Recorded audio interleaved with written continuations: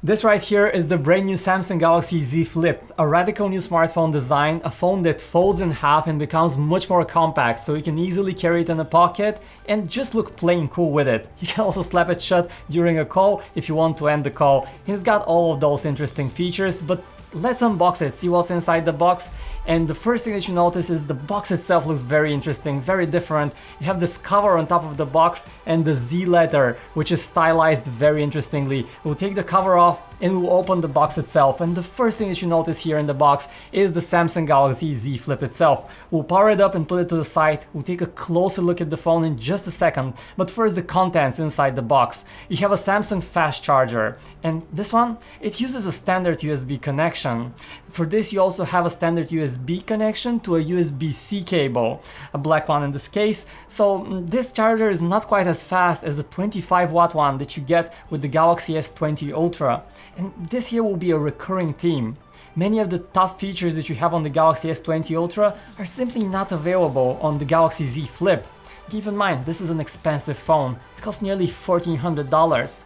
But Samsung is doing something different here. It's selling it on the looks and not just on the specs. So let's keep on going with the unboxing, shall we? The next thing that you have here in the box is a pair of in-ear headphones. These are tuned by AKG and they don't sound bad for a pair of free headphones. They use the USB-C connection for a reason. There is no headphone jack on the Galaxy Z Flip. You need to use the USB-C connection. What do you think about the removal of the headphone jack? It's something that Samsung does for practically all of its flagship phones in 2020. What else you have in the box? You have a very interesting two-piece case. One piece snaps to the top of the phone and the other snaps to the bottom, and it keeps the USB-C port open so you can easily charge up the phone.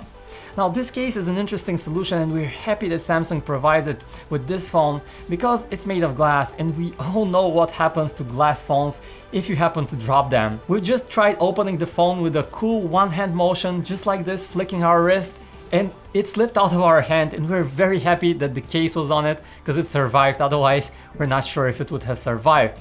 The other thing that you have in the box is some literature, user manuals, you have a SIM ejector tool, and you also have an interesting adapter, a USB-C to standard USB connection, and you can use this if you want to transfer your data or sync up your phone easier. And that's about everything you get in the box. So let's fire up the phone and see what it's all about.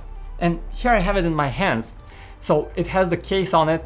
It's not too thick, but if you fold it like this, it becomes quite thick and noticeable in the pocket. So even though it has compact size and dimensions, just looking at it, its thickness alone makes it not quite as comfortable as you might imagine. But it's really cool. Just take a look at how it unfolds. It can stay at an angle, you can tilt it like this or like that. You can even place it on a table. It's plain cool. The hinge itself, Samsung has done some special work on it. It uses nylon brushes to keep dust off of the hinge and of course protect the foldable AMOLED screen. And in terms of specs, you probably already know about the Galaxy Z Flip. It's an extra tall phone, so the aspect ratio here is 22:9. This is really tall, but in fact, it's actually pretty good if you're watching Netflix movies or other cinematic stuff filmed in the 21:9 aspect ratio. It's really close to that, so great for watching movies. What else you have? The phone is powered by the Snapdragon 855 Plus on the inside. This is last year's top Qualcomm chip, so it's not quite as fast as the brand new Snapdragon 865. And this is an important distinction because the Snapdragon 865 is what allows all of the camera magic on the new Galaxy S20 Ultra. And you have quite a few camera compromises here. So just look at the back. Unlike the 3 or 4 cameras that you get on Galaxy S20 series phones these days, this one here only has 2 cameras, an ultra-wide one and the regular view one. So only 2 cameras, you lack the telephoto capabilities, you cannot quite zoom as long as you can on a Galaxy S20 Ultra.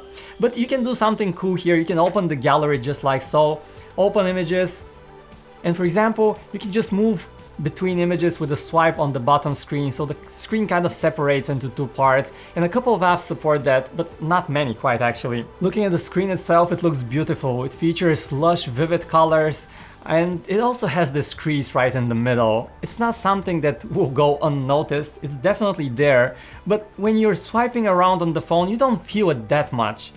Definitely it is there, but it's not a deal breaker in any significant way. So in terms of other specs, you also have 256 gigs of onboard storage, which is quite plentiful. Our model here features 8 gigabytes of RAM, which is quite good as well, so this phone is definitely powerful. On the side here, you have a traditional fingerprint scanner that you can access with your thumb. This is not one of those newer ones that are built inside the screen, but it works quite well. These are at least our first impressions.